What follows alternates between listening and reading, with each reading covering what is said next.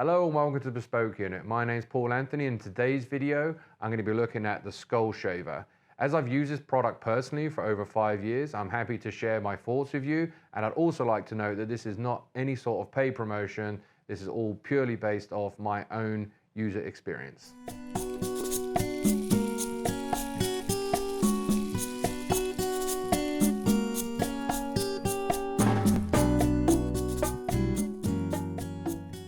So as I mentioned in the introduction video, I've been a very happy user now for over 5 years. I'm going to provide links in the description below where you can buy these respective units. Please note we will be getting a small piece of commission either from Amazon or directly from Skull Shaver. However, this is not a paid review because I have been using this for 5 years and I do strongly recommend this product to anyone who's got a similar hairstyle to me. So first of all, we're going to dive into a little bit what's in the box. We have the Pitbull Gold here, and it comes with the motor and battery head as well as the razor head attachment, and this is interchangeable. They currently usually ship with the new 4-headed blade. You can see in another link in the description below where I go over the original 5-headed and new 4-headed designs, as well as an additional video about how to clean both of those respective blade heads correctly as well. Furthermore, in the box you're going to be getting a USB wall plug and a plug as well to charge the unit. This unit comes in at $139 retail, but can usually be picked up for around $100. And we also have the Butterfly Kiss model, which some people may prefer because I do feel it's a little bit more ergonomic. It's a little bit smaller to travel with, maybe put it in the dot bag. That also comes with the wall charger and the plug, as well as an exfoliating head as well, which as you can see, I've never used. So I quickly wanted to go over the pros of the Pitbull and Butterfly Kiss models here.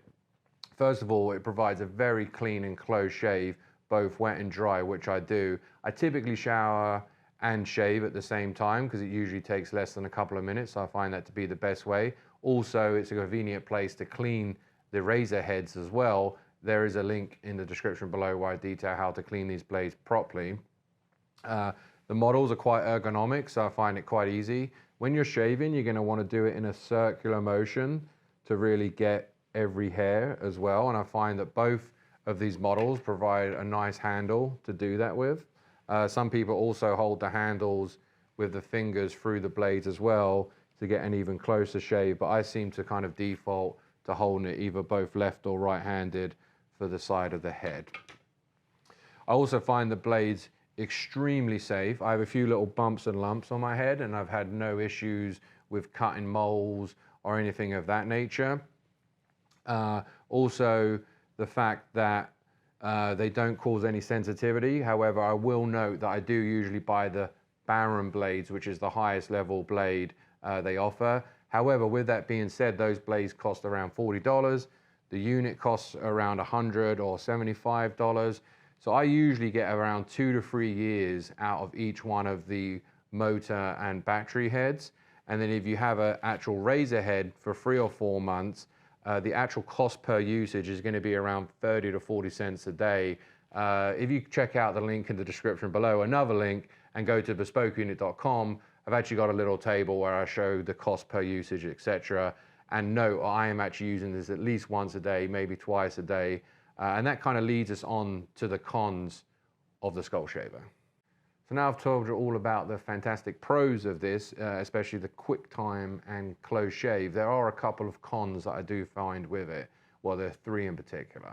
1, you can't let your hair get long, otherwise the unit's not going to be able to manage with it. So if I leave my hair for more than 2 days, I'm going to have to touch it up with some clippers and then use the unit, which is fine. I've got in a habit of the 2 minutes a day to shave my head. The second con, which is a little bit annoying, is sometimes around the temple area of my head and around the back of my neck, some of the larger hairs, and especially on my glasses line here, don't get picked up by the unit. But as I use a shavette a couple of times a week to touch up the hair around my beard line, I just use that here. So it hasn't been much of a problem. If you're not used to using a shavette, or if you shave every day your facial hair, you can just touch these areas up. So I don't find it a huge deal, but it is something to know. And then the third con that I find with these particular units is that the charger, even though it's USB on one end, has got a kind of a special Skull Shaver attachment. So as they improved the 5-headed design of the razor from the original, as they improved, sorry, from the 5-headed design to the new 4-headed design, I feel like they could also do a new design iteration and say have a USB-C charging port as well, which would make it a little bit easier, because when I do travel, I'm always thinking, oh shoot, have I actually packed the Skull Shaver charger? Which actually leads into another question: how long does it last for? I would take this away with no charger, no problem, on a newer unit for a 2-week vacation, not a problem. If I'm gonna go away for more than 4 weeks at a time, that's probably when I'd start to bring the charger, just to kind of let you know how long the battery lasts. Once these get past a couple of years old, the battery's gonna die, the motor's not gonna run as fast. I don't really consider that a con, just because a personal handheld electronic unit like this that you're using on a daily basis, so it's providing so much value to you, I think that's a more than fair trade-off for the price point as well. So anyway, hope that clears up some of the pros and cons that I find with the Skull Shaver models. Oh, you caught me shaving. So anyway, I really hope you enjoyed that video as much as I enjoy using this product on a daily basis. Please check out the aforementioned links for how to clean it, what blades may be best for you, as well as where to buy these particular units. As always, please leave any comments if you've got any thoughts on Skull Shaver or any of their competitors. I've used a few in this kind of foil razor design as well as clippers, but I've always come back to the Skull Shaver as I've had such great performance, not only from the blades, but also the razor heads and battery packs. Please like the video if you did, and subscribe to the channel and turn on those notifications, where we have much more men's lifestyle content ranging from suits, watches, shoes, cigars, travel, and much more. With all of that being said, my name is Paul Anthony, and I'll see you in the next one.